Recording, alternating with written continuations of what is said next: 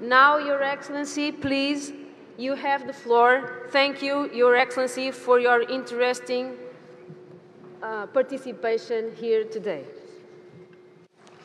Merci. Monsieur le Président de l'OCE, Messieurs les membres du Bureau, Monsieur le Président de la Chambre des conseillers du Maroc,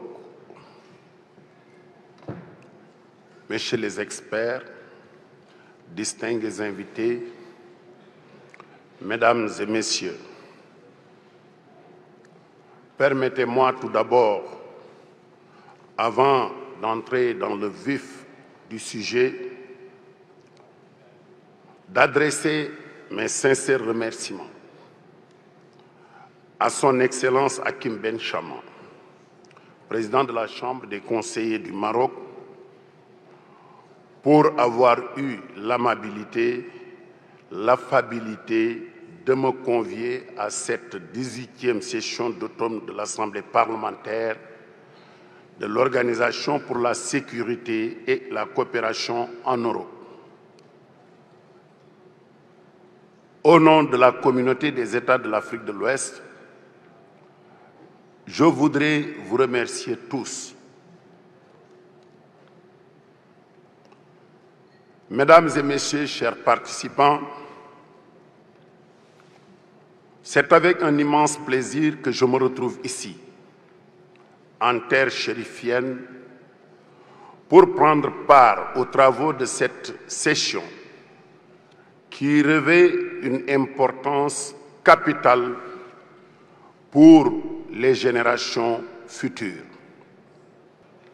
Les acteurs non étatiques et les gouvernements infranationaux se sont, dans ce cadre, mobilisés de manière active aux côtés des États et cette dynamique est amenée à jouer un rôle crucial pour renforcer l'ambition internationale. Pour autant, au-delà des engagements, la mise en œuvre reste le véritable défi.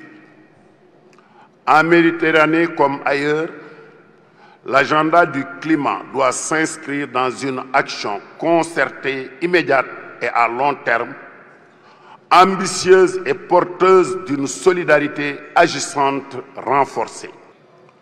Donc, allons très vite en agissant ensemble pour ne pas rater le départ du développement. Chers participants, dans un autre registre, je ne pourrai pas jamais clore mon intervention sans vous faire part du phénomène qui tend à diviser, mais aussi à gangréner aussi fortement le développement de notre sous-région qu'est la migration clandestine. Ceci, je veux dire la migration clandestine, touche à la fois la vie des États et de leur population jeune, mais surtout cette jeunesse africaine, notre jeunesse. Le phénomène migratoire qui, chaque jour, fait des ravages et crée des victimes dans notre continent, doit être considéré comme un fléau qui freine le développement des économies et de nos États respectifs. Il y a donc urgence à agir.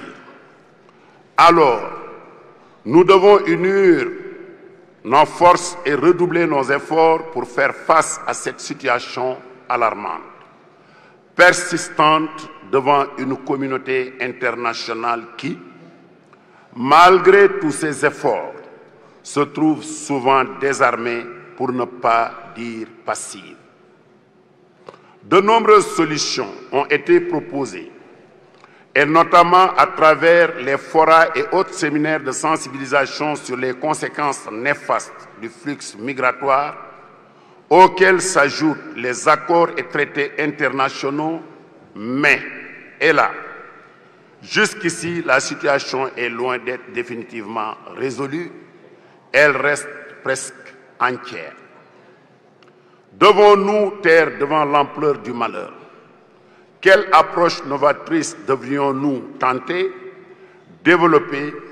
Voilà une série de questions de gros sous ce que nous devons, en tant que représentants de nos vaillantes populations, prendre très au sérieux afin de mieux sensibiliser les populations, quel que soit par ailleurs le coût. À notre sens, il appartient au gouvernement des États de tenir compte des conséquences issues de la migration pour prévoir des crédits budgétaires conséquents destinés à la création de micro-projets, oui, de projets au profit des jeunes, susceptibles d'employer la frange juvénile dans les travaux d'infrastructure engagés dans les États en vue de leur insertion dans le circuit productif. Lutter contre le sous-emploi, éduquer les enfants et veiller à leur insertion. Distingués invités, je vais clore mon propos en renouvelant mes félicitations à votre organisation et ma solidarité, comme je l'ai dit hier. Mais remercier Sa Majesté le roi Mohamed VI pour tout ce qu'il fait pour rapprocher les peuples dans le cadre de la coopération Sud-Sud, mais aussi dans le cadre de la coopération Nord-Sud. Je remercie le président de votre organisation et le président de la Chambre des conseillers qui m'ont fait l'honneur de participer et de délivrer un message. C'est un message que je délivre au nom de la communauté des États de l'Afrique de l'Ouest. Je vous remercie de votre aimable attention.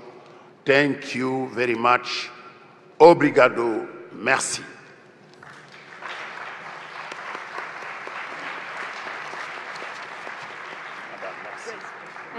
Thank you, Your Excellency, for your presentation.